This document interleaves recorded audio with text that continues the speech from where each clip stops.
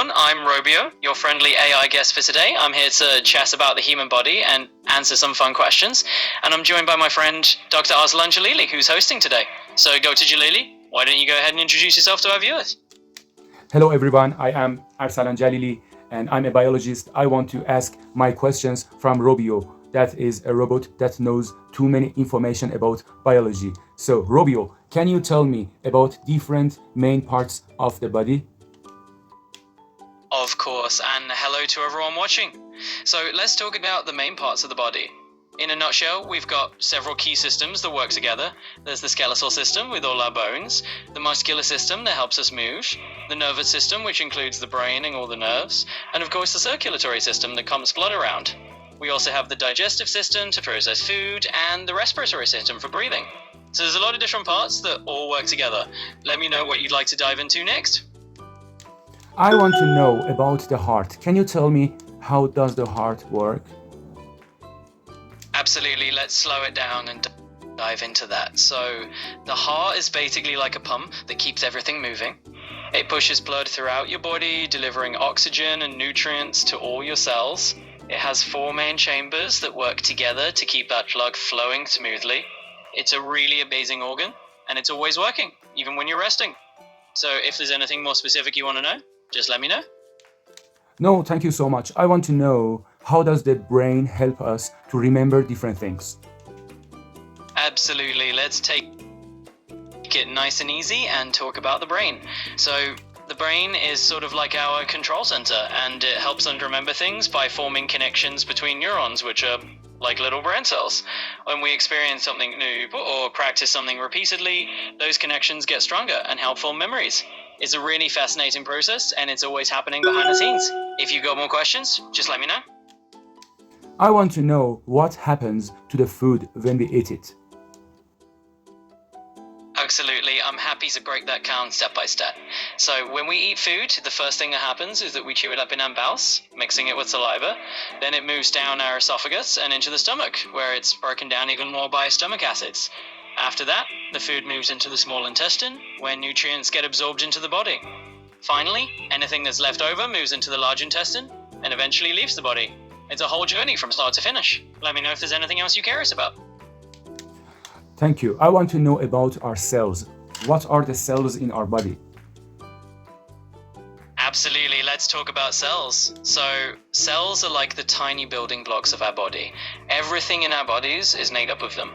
Each cell has its own job, like muscle cells help us move, and nerve cells help us send signals in our brain. They're all specialized to do different things, and together they make up all the tissues and organs that keep us going. So they're super important. If there's anything else you're wondering about, just let me know. I want to know why the color of our blood is red. That's a great question. So the color of our blood is red because of a protein called hemoglobin. Hemoglobin's found in our red blood cells and is really good at carrying oxygen. When hemoglobin binds with oxygen, it turns a bright red color.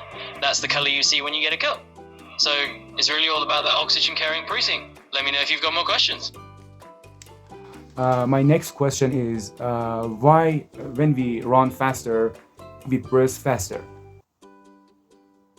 Absolutely, let's jump right into that. So when you breathe faster, it's usually because your body needs more oxygen. This might happen when you're exercising or feeling nervous, any situation where your muscles and organs need more oxygen to keep up. Your brain sends signals to increase your breathing rate, and voila, you start breathing faster. So it's really about your body adjusting to what it needs. Do you have any more curiosities you'd like to explore? No, I have another question. How the immune system works in our body, and it works like a police. How?